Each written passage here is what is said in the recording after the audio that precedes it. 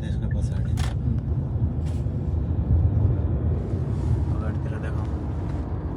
ओ नजारा ठिक छ। यो गाडीले गर्दा अलिक राम्रो आएन कि आउँछ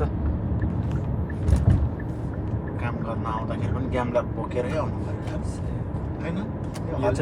यो चाहिँ कोरियाको काम गर्न जाँदाखेरिको अवस्था। बिहानको अहिले 8 बज्न लाग्यो। हामी चाहिँ ट्याक्सीमा जाँदैछौँ। हाम्रो नजारा हेर्नुहोस् अगाडितिर यत्रो ठुलो पहाड छ। पानी परेर आजको मौसम चाहिँ ठिकै छ। रमाइलो रमाइलो छ। थालेछ।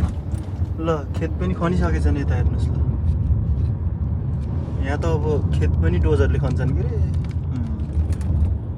खोला चाहिँ सुक्खा छ। खोला सुक्खा छ। सबै पानी तानेर खेततिर हालेको छ। होइन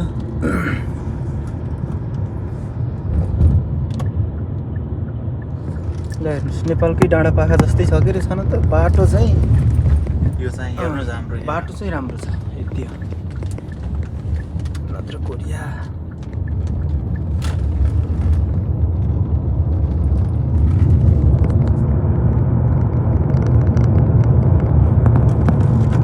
पनि बादलै छ। निकै पानी पर्ला जस्तो छ भाइ। थुप्रै पानी पर्छ आज।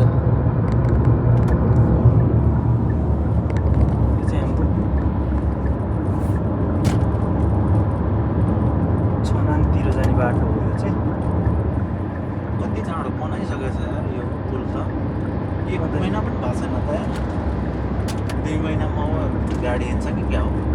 यो चाहिँ सौल जोड्ने हाइवे हो। यो माथि बन्दै गरेको।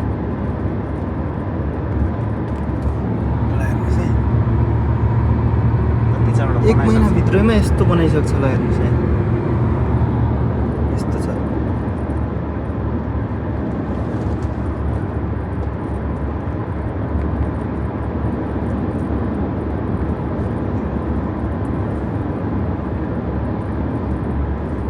बाटोहरूमा चाहिँ यसरी बनाइएको सानो सानो पुलहरू पनि देखिन्छ। तर यो पुल चाहिँ मान्छेको लागि होइन है। यो चाहिँ जनावरहरू बाटो काट्नको लागि बनाइएको। यहाँ त मान्छेको मात्रै होइन जनावरको पनि पो सुरक्षाको लागि सोचिन्छ त।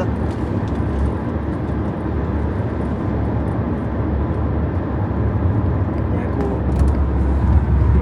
नियमहरू चाहिँ राम्रो छ। ल हेर्नुहोस् जङ्गल।